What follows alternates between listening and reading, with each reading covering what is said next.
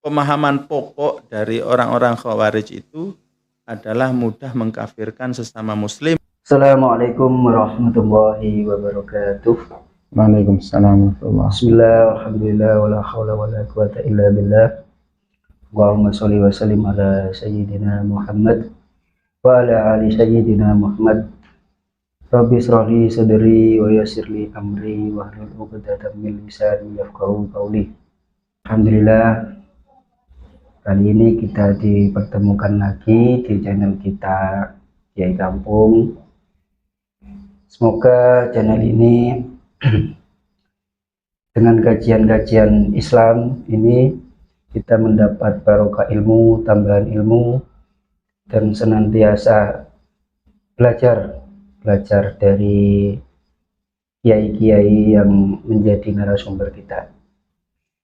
Untuk kali ini kita kedatangan tamu, salah satu kiai Kampung, Kiai Haji Huzaimi Munib LC. Assalamualaikum warahmatullahi wabarakatuh. Waalaikumsalam warahmatullahi wabarakatuh. Apa kabar, Kiai? Ya, alhamdulillah baik. Alhamdulillah, kali ini kita mau membahas soal yang agak kontroversial, Kiai. Ya. Sosok kontroversial di masa lalu. Kita akan membahas sosok Abdurrahman Ibnu Muljam. Nah, sosok Abdurrahman Ibnu Muljam ini itu kan sosok yang religius, yang katanya itu kalau membaca Al-Quran itu sampai nangis dan hafal Quran, tahfidz, sampai oleh Sayyidina Umar yaitu bangunkan rumah di dekat masjid ya, kalau nggak salah. Ya. Tapi akhir hayatnya itu, bukan akhir hayatnya, tapi di akhir-akhir beliau itu bisa membunuh dari sahabat Sayyidina Ali. Ibnu Muljam inilah yang membunuh dia. Bagaimana mungkin seorang yang ahli Quran, ahli yang begitu dekat dengan sahabat Nabi, bahkan yang mendukung Sayyidina Ali ya, waktu perang Siffin itu, bisa seperti itu? Apa yang menyebabkan, Kiai? Bismillahirrahmanirrahim. Wassalatu wassalamu ala asyrafil anbiya'i wal mursalin wa ba'd. Tentu sebab yang terbesar yang menjadikan Abdurrahman bin Muljam ini memiliki pemahaman yang menyimpang itu adalah dua sifat. Sifat yang pertama itu tergesa-gesa. Tergesa-gesa karena dorongan semangat yang sangat tinggi dalam rangka menjaga syariat Allah Subhanahu wa taala. Jadi saking semangatnya tinggi, dia memahami agama itu tidak dikembalikan kepada ahlinya. Sehingga di saat melihat Sayyidina Ali ini melakukan islah perdamaian dengan Muawiyah bin Abi Sufyan, ini Abdurrahman bin Muljam ini meyakini bahwasanya apa yang dilakukan oleh Khalifah Ali bin Abi Thalib itu merupakan sebuah tindakan yang melanggar syariat. Menganggap bahwasanya perdamaian ini tidak memakai Al-Quran. Berarti Ali bin Abi Thalib dan Muawiyah di sini ini memakai hukum manusia. Menurut pemahaman Abdurrahman bin Muljam ini. Sehingga Ali bin Abi Thalib itu dikafirkan. Berarti Ali ini pemimpin yang wajib untuk diperangi karena dia sudah kafir, karena dia tidak berhukum dengan Al-Quran, tidak berhukum dengan sunnah Nabi, karena melakukan perundingan, dan perundingan ini tidak ada di dalam Al-Quran. Sedangkan di dalam Al-Quran itu jelas tertera wa man lam yahkum bima anzalallah fa ulaika humul kafirun. Nah, dianggap perundingan ini hukum wad'i, istilahnya hukum buatan manusia. Nah, dia tergelincir itu yaitu tadi, semangatnya tinggi namun tidak disertai pemahaman yang benar. Tidak meminta nasihat atau pandangan para ulama dari para sahabat di saat itu. Namun dia berani menyimpulkan sendiri.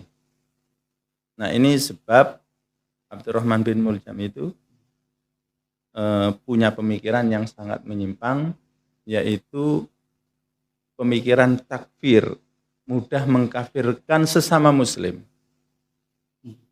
Nah, dia ini adalah orang pertama kali yang memiliki pemahaman Khawarij. Ya. Jadi orang-orang Khawarij itu adalah orang yang mudah mengkafirkan sesama muslim, yang menganggap bahwasanya siapapun yang melakukan dosa-dosa besar, dia kafir. Atau orang yang tidak sepaham dengan dia itu akan mudah dikafirkan. Nah, ini adalah keyakinan inti dari Khawarij itu. Ya, dan ini sudah disampaikan oleh Nabi kita Muhammad SAW.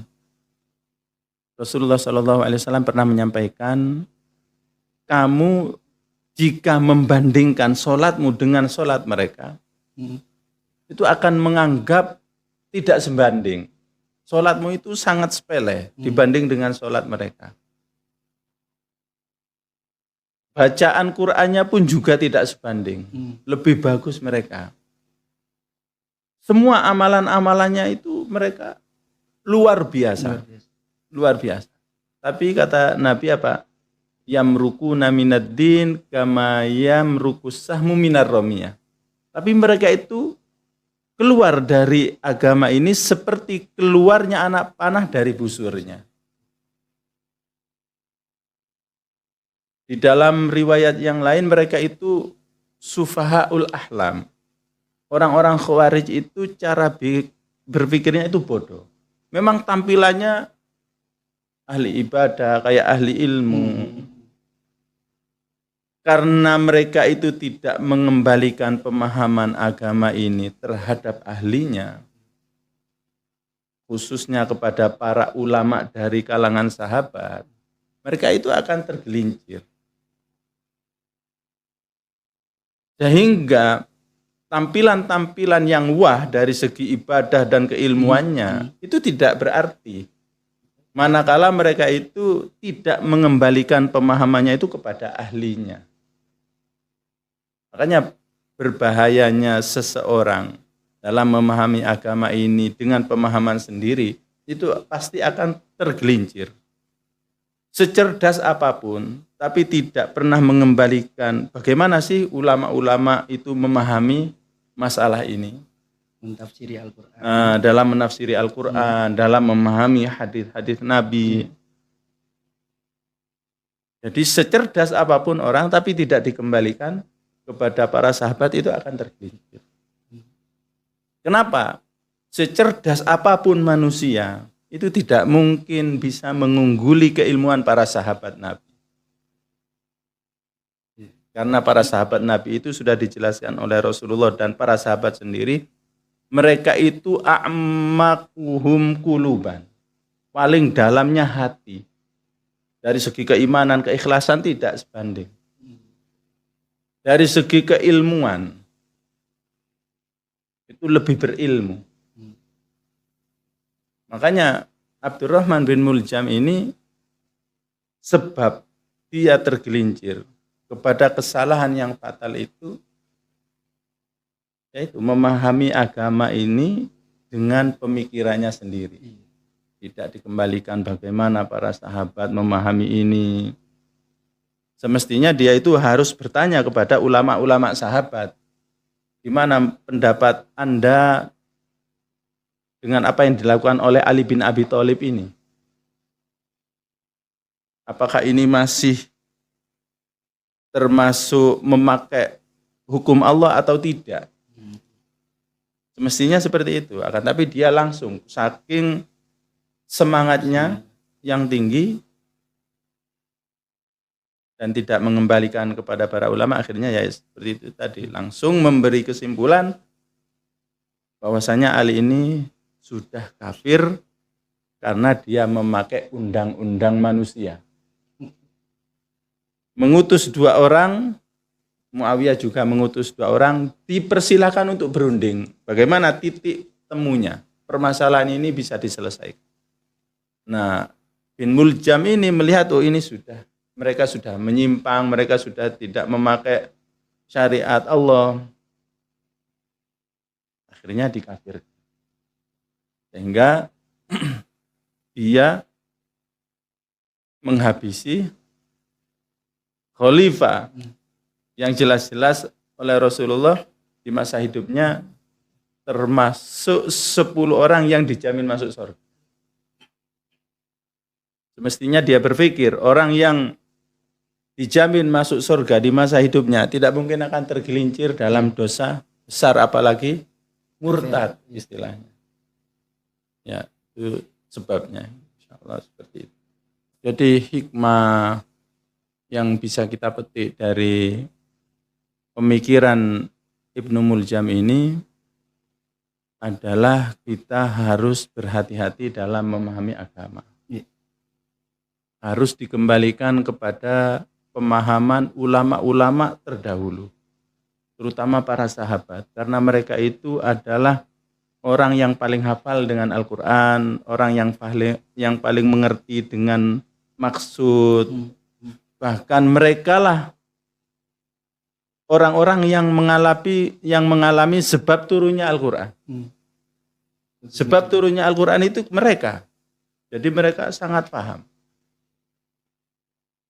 Sehingga penyimpangan-penyimpangan yang terjadi, yang sudah dijelaskan oleh Rasulullah bahwasanya umat ini akan terpecah belah menjadi 73 golongan. Semuanya itu akan masuk ke neraka.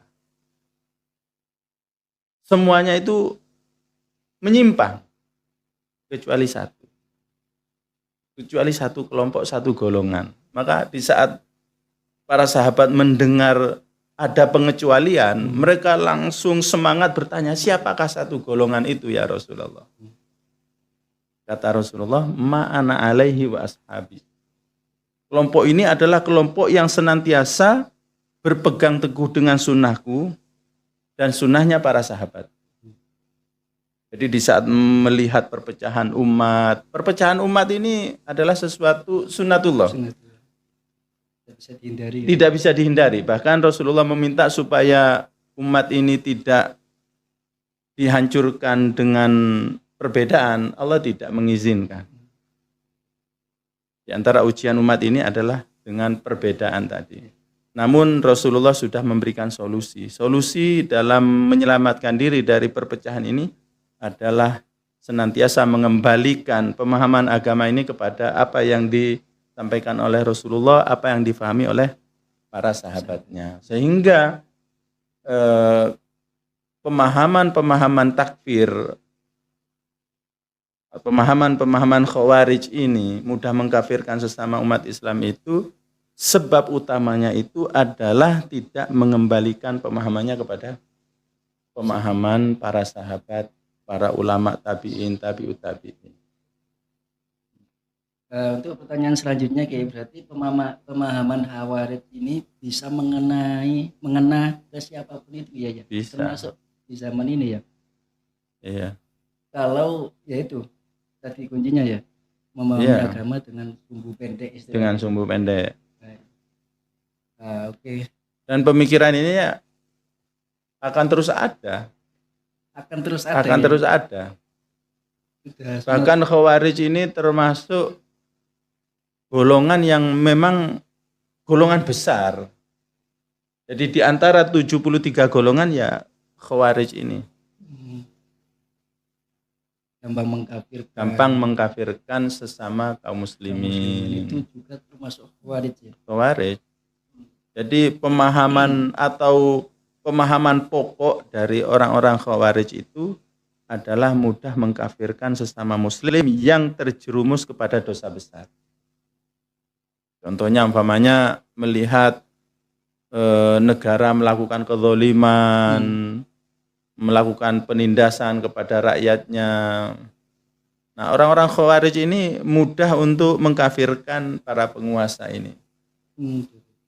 Ya. Kalau saya boleh menyebut nama organisasi, mungkin ISIS itu ya, mungkin ya. Ya, ISIS. Mungkin ISIS itu kalau menurut para ulama Timur Tengah itu memang kelompok yang dibuat-buat oleh Amerika dan sekutunya. Oh gitu. Ya. Jadi sengaja memang untuk memfasilitasi pemuda-pemuda muslim yang cenderung memiliki pemahaman Khawarij ini. Ya memang cara mereka adalah mengadu domba sesama kaum muslimin. Ahlus sunnah wal jamaah yang tidak memiliki pemahaman Khawarij dibenturkan dengan kelompok-kelompok yang memiliki pemahaman takfiri.